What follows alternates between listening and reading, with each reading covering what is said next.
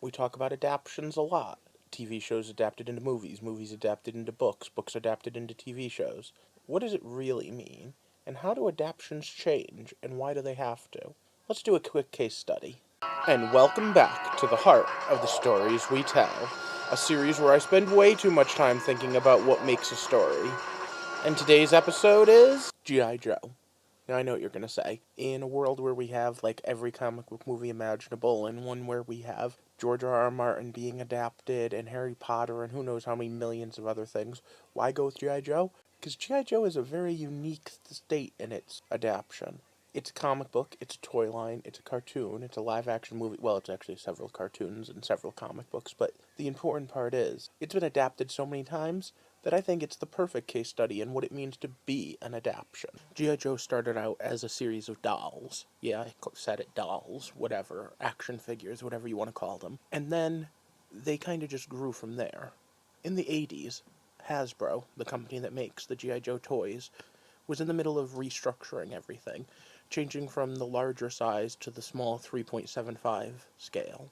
And when they did, they had this idea to publish a handful of small little things to advertise it. However, they had an agreement with Marvel Comics, and Marvel Comics hit the mother lode. Marvel Comics already had a series in mind that they were going to publish in their normal Marvel universe. It was going to be a story about Nick Fury's son leading a group of S.H.I.E.L.D. agents against Hydra. I know what you're thinking. What does that got to do with G.I. Joe? Well, Larry Huma, the writer who would be responsible for 90% of the G.I. Joe storyline, came up with this idea of adapting the two and working together. Instead of publishing it as a normal Marvel comic, it would be an imprint. It would be G.I. Joe. And the first issue hit the shelves as a giant-sized one-shot. Now, part of the problem with using this as an adaptation is that they don't actually adapt the same story. They just adapt the same storyline, the same concepts. And that's part of why I chose it as well. Because, you see, I'm not going to be sitting there and saying, hey, Operation Dragonfire as it appears in the live-action movie, Operation Dragonfire as it appears in the comic, Operation Dragonfire as it appears in the cartoon, Operation Dragonfire as it appears in the toy line, because out of all of them, that storyline only happened in the cartoon, although a personal favorite. So, what we have here is G.I. Joe vs. Cobra, three completely different concepts with the same characters and the same ideas. So why don't we take a look at how they're adapted individually? I'm going to start in the order that they came out in. So I'm going to look at the comic book first, and I'm going to look at the first double-sized issue. Then I'm going to move on and I'm going to look at the first 5 episodes of the cartoon, and then I'm going to look at the first movie. So depending which medium you first saw it, this is your first introduction to G.I. Joe. Before we get started, I do just want to ask this one question for down in the comments. Am I the only one that no matter what version or what adaptation is totally head over heels for the Baroness? I mean, like, seriously, like, unhealthy obsession here. I mean, it totally can't just be me, right? Please leave a comment to make sure I know it's not just me. But enough of that, let's get started with that giant-size issue number 1, shall we? So, you know what comes next. So once again, it's stop. Spoiler time. So the comic kicks off with some action. There's a train, and this train is going somewhere in Washington, and there's a scientist on it. And she, yes, you heard that right, 1982, she's someone that's been developing some sort of super weapon, some sort of WMD. She didn't know it was a WMD. She thought it was some sort of defense project, and she was outraged and is going to testify before the Senate, and Cobra kidnaps her. What Cobra person? Bum chicka wah wah, my favorite Baroness. Alright, so right off the bat, we have the fact that the first person they have to go rescue is someone who's actually a whistleblower. And this gets brought up a lot in this issue.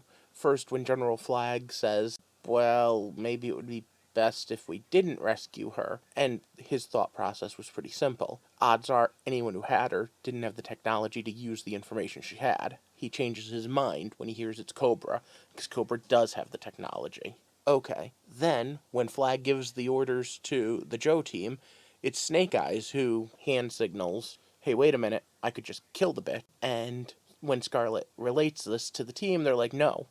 And this is where a very important line comes in. The line as written in the comic is someone asks, what is our job? And General Flagg's answer is, our job is to follow orders, to do the impossible and make it look easy. And that is something that we're going to see G.I. Joe do on a regular basis. However, that's not the original line. That's not what Hama wrote.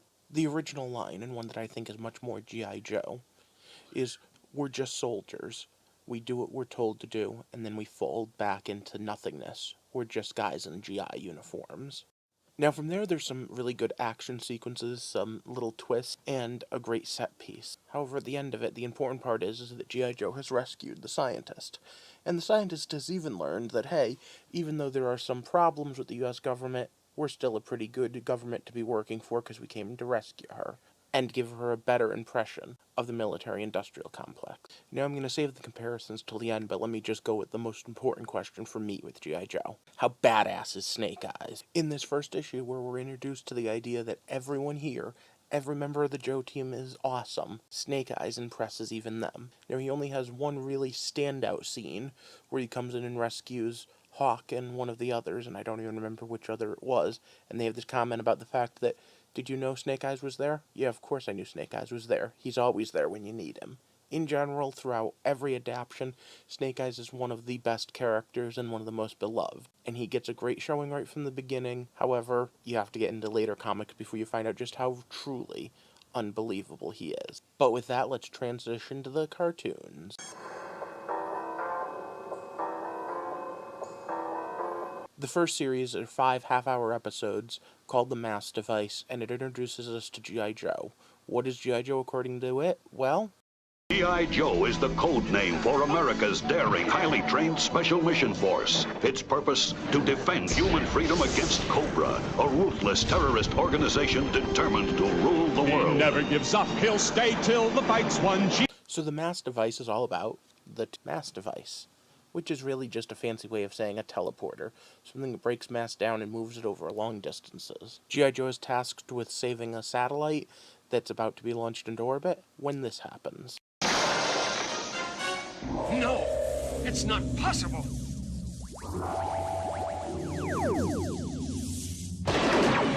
So G.I. Joe doesn't have a way to fight this teleporter. So instead what they do is they run out the clock. Because you see those 3 glowing things? Those are the rare earth elements that allow it to work. The entire middle act of this series is all about collecting these items, and it's basically just a scavenger hunt while they're trying to stop Cobra from getting more and get themselves some so that they can create their own mass device, and then boom, we come to the climax. And in the climax, we of course have G.I. Joe invading and destroying Cobra's mass device, and then using their own to set things right before using up the last of the element so that such a teleporter can never happen again. Unlike the comic, the main characters of the cartoon is Duke and Scarlet, as opposed to the 13-member team.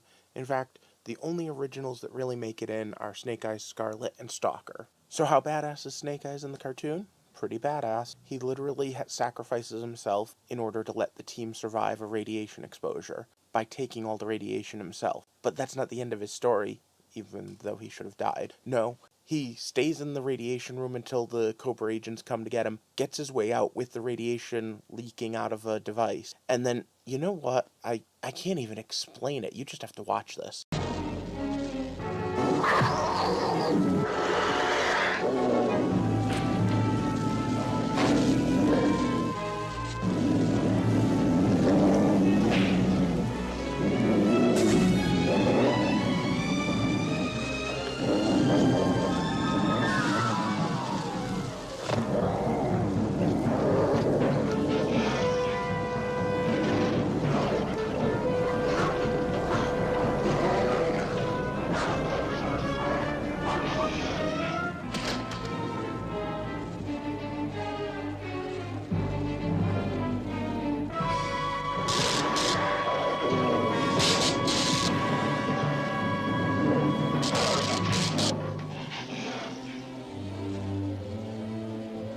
Even though I cannot see you, I can tell a young, strong man you are, to sure.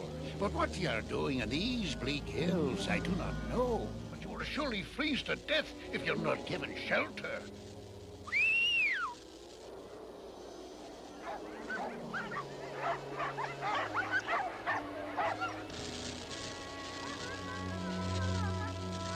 So yeah, he's willing to fight a bear while dying of radiation poisoning, and then survives said mauling of a bear. It's pretty hardcore. Now, that's also the introduction of his wolf Timber, he's going to play a big role in the cartoon and a minor one in the comic. However, who's that guy that saves him? Hell if I know. Probably one of the most interesting things about the G.I. Joe cartoon is that they just pop these little tiny mystical things in there. And I say mystical because this guy cures the radiation, can't see but can close up the radiation container, and lets Snake Eyes get home with the radiation container and Timber somehow. I don't know, I guess he's Santa Claus or Odin or something. But anyway, how badass is Snake Eyes? Very. Okay, and now on to the movie. Live action, that is.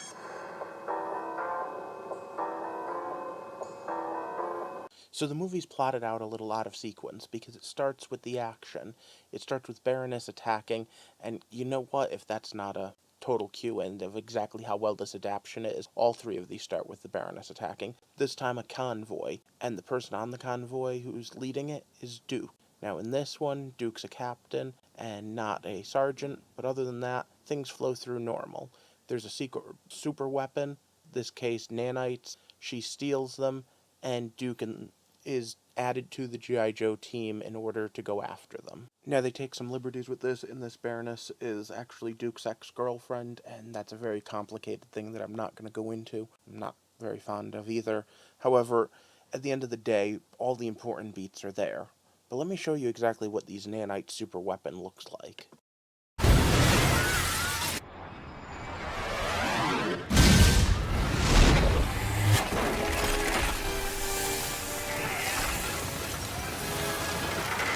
Nanites' only purpose is to eat what they hit and then use that material to create more of themselves to expand outward and outward until they're stopped. A plague of instant death to everything in a radius around it. Now, of course, the Joes track down Cobra to their base, beat them, take back the super weapon, and the day is saved. Because, well, you know, movie plot. But at the end of the day, there's a lot of really great set piece and action, and they even have an answer for the fact that the Joes are super tough because they're super trained, but our two new protagonists are coming in untrained, well, only normal military trained, I should say. So how do they keep up? Well, they keep up with these. Standing in front of you, a Delta 6 accelerator suits. What's it accelerate? You. It'll make you run faster, jump higher, and hit harder than any of your enemies. Let's suit up. As much as I try to give every story its due, I will just say there are some detractors on this, and I am not exactly a hugest fan of it. They changed the origin of the team from being American to being international. They changed Cobra Commander in many, many ways. Baroness in many, many ways. Their Destro is spot on. All in all, I'm not going to say it's the best G.I. Joe adaptation movie, but it does have its highlights. So on to that most important question, how badass is Snake Eyes? Extremely badass. If anything they get this movie right, it's Snake Eyes. Commando, ninja, badass. In fact, those accelerator shoots I showed you earlier, I showed you specifically because he outdoes them. That's right, two people in those suits that could make you faster, stronger, everything. Snake Eyes without him is still more badass. So what can this all tell us about adaptions? Well, first it tells you how much I love Snake Eyes. Second of all, it tells you that adaptions don't need to be an adaptation of an individual story. It's a concept. And as far as G.I. Joe goes, you can see if your first introduction was the comic, the cartoon, or the movie. The concepts remain the same, at least in the broad stroke. So let's break this down. The plots are only similar in the most vaguest of sense. Cobra's after a super weapon, G.I. Joe has to stop them. The setting of the stories is modern day for its individual time period, or maybe the day after tomorrow, just slightly in the future, because some of these have a little bit of sci-fi in them. The themes and symbolism all have to do with military conflict, so those are all similar. And then there's the characters. Let's talk about those characters for a second. The only ones that go through all of them are Scarlet and Snake Eyes, and I would not call them the main characters of any of them. If anything, Lady Doomsday is mostly a Hawk story, but it's more of an ensemble. The Mass Device is Duke's story with a bit of ensemble, and The Rise of Cobra is very much a Duke story. Now, for all three of them, the antagonists are Cobra, and as such, Cobra Commander appears in all of them. Baroness is the only other repeat through all of them. In the cartoon, we have Major Blood, and Destro added. In the movie, we keep Destro, lose Major Blood, and add in Dr. Mindbender, Storm Shadow, and Zartan. Well, kinda Dr. Mindbender. Alright, so, on the hero side, We start off with a pretty realistic look at a military unit. By the cartoon, we've taken, instead of it being an army team, we've made it all sorts of different members. We already have some Air Force and some Navy people in it. By the movie, it's not even a U.S. team anymore. It's an international one. In fact, G.I. Joe becomes an acronym. At this point, does that even make this an adaptation? Are these adaptions of each other? Because they're obviously not adaptions of the same story. Well, let's take a quick look at some of those other things I referenced. The Hobbit movies, Harry Potter, anything to do with A Song of Fire and Ice. At the end of the day, those are individual stories being adapted. G.I. Joe is a concept being adapted. So which one's better, which one's worse? Well, that's a little up in the air. Let's think about this for a second. You can't get upset that your favorite character wasn't in the G.I. Joe story, because the characters are always changing. You can't get upset that a storyline was changed, because they're not even similar. I'd love to discuss that down in the comment section with you. Let me know what you think about adaptions in general, or maybe a particular adaptation that you think was done really well or really badly. In the meantime, the reason I made this a G.I. Joe 1 is because this week is Veterans Day. I already did a War is Hell videos, so I decided that I'd do something a little more lighthearted. But for now, what I need you to do is like, subscribe, and share this video so that we can grow this community, and then join me back here next time as we take a walk through the heart of the stories we tell. Thanks for watching.